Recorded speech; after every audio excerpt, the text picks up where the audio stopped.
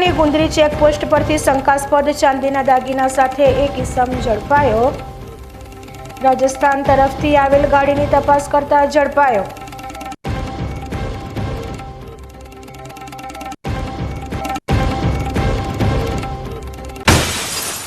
ત્રણ વર્ષ અગાઉના ગુનામાં મહત્વનો ચુકાદો। રૈયા હુમલા પ્રકરણમાં દિયોદર કોર્ટે 4 આરોપીને ફટકારી 7 વર્ષની સજા।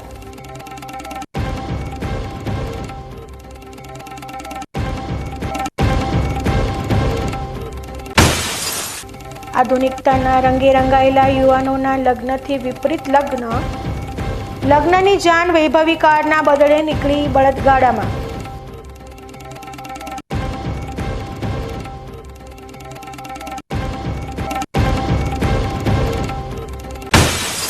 ડીસાની આદર્શ હાઈસ્કૂલે એસએસસી બોર્ડની પરીક્ષાને લઈ કર્યો નવતર પ્રયોગ। બોર્ડની પરીક્ષાનો ભય દૂર કરવા પ્રી બોર્ડ પરીક્ષાનું કરાયું આયોજન।